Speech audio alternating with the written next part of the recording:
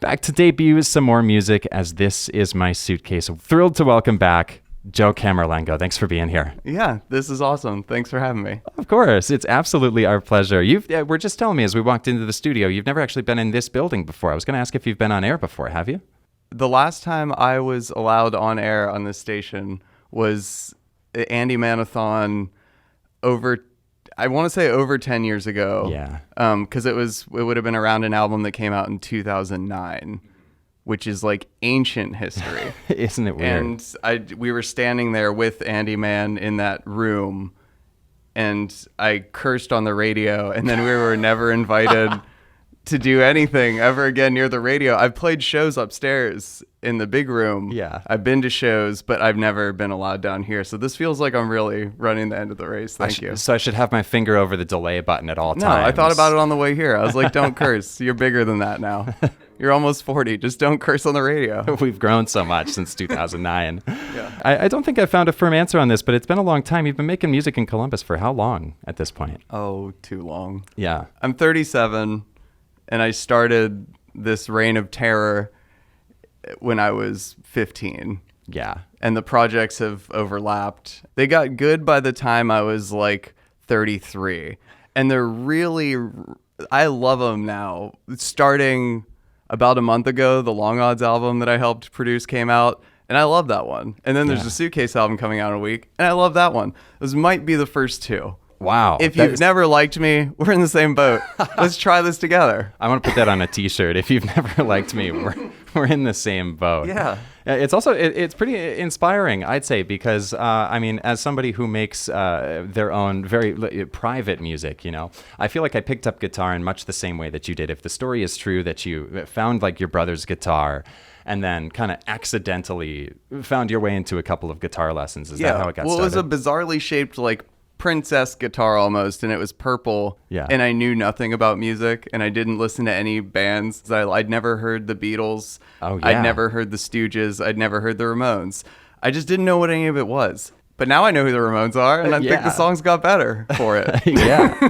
That's amazing. I feel like there's more and more like kids were starting to see that. Like I picked up a guitar. I didn't go to like guitar lessons. I went to ultimate-guitar.com. And I was there the other day or whatever. Yeah. Guitartabs.com.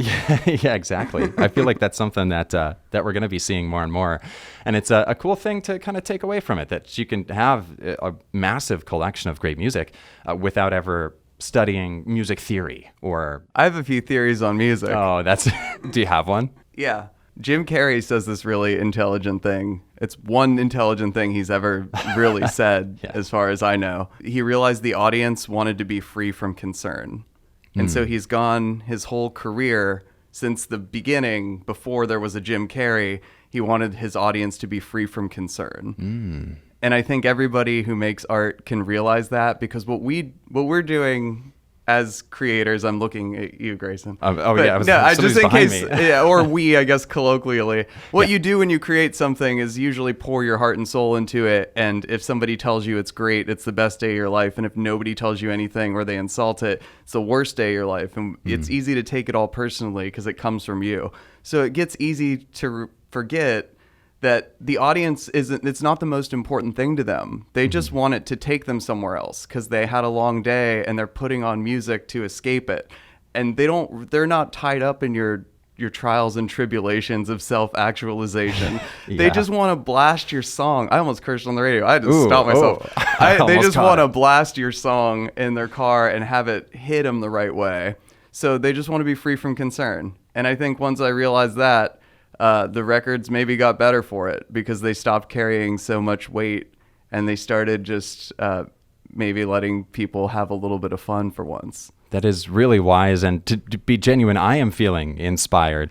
I kind of want to go home and start writing some more music. But first, we share the music that we're all here for. Again, Joe Camerlengo joining us as This Is My Suitcase to bring us 2 new tracks off of the album that comes out in, you said 1 week's time? Yeah. On the first day of summer, June 21st, it felt right. I'm like, season changes never mean anything. You see them online and you're like, Yeah. But if like a summer album came out the first day of summer, you're like, hey, it's going to be a summer. So that was always my thought with it. So yeah, it comes out then. We have really limited merch.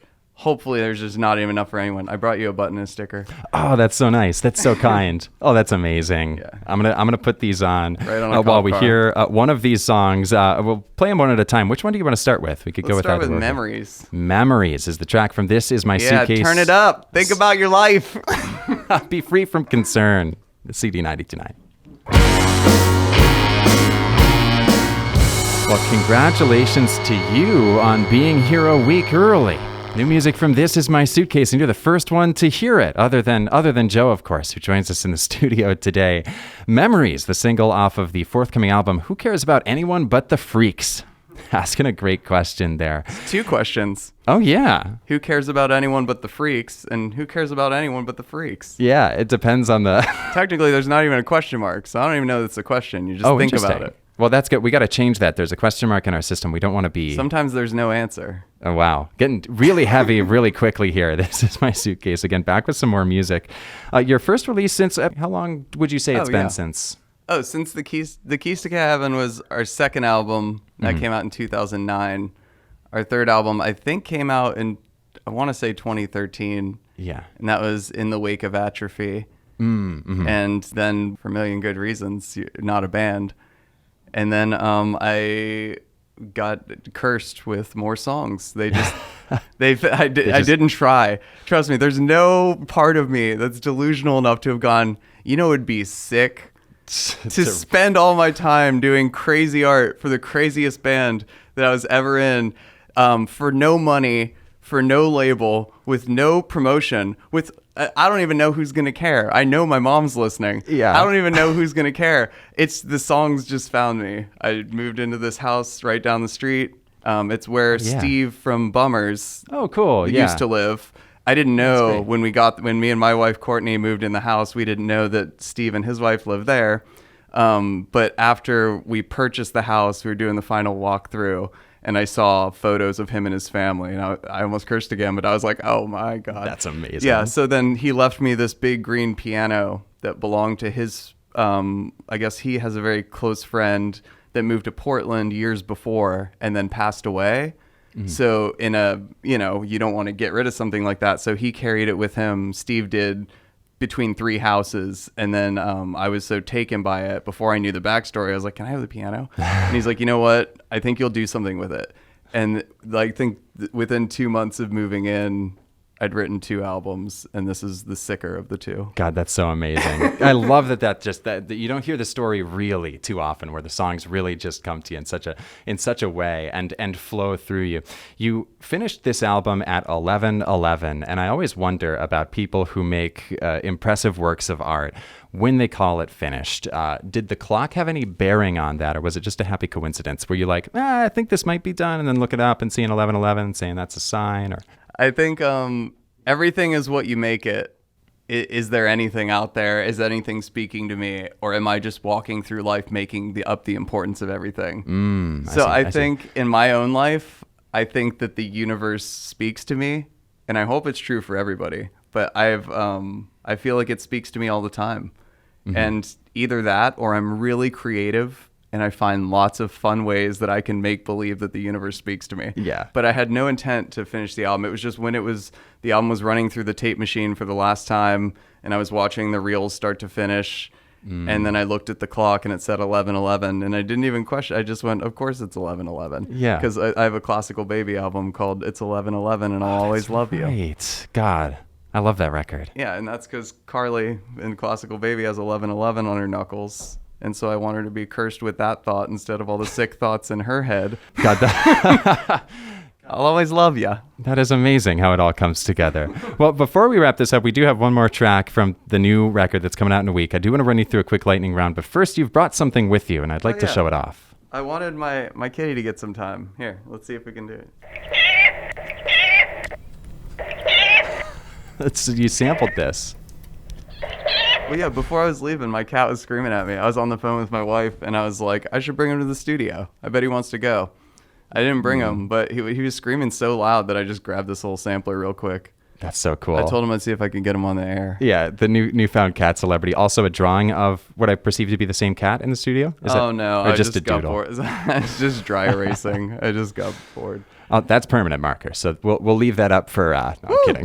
Making my mark. It might as well be permanent marker. I'm not going to erase it. This is my suitcase. Joe Camerlengo joining us Don't once worry, again. I don't even sing on this next one.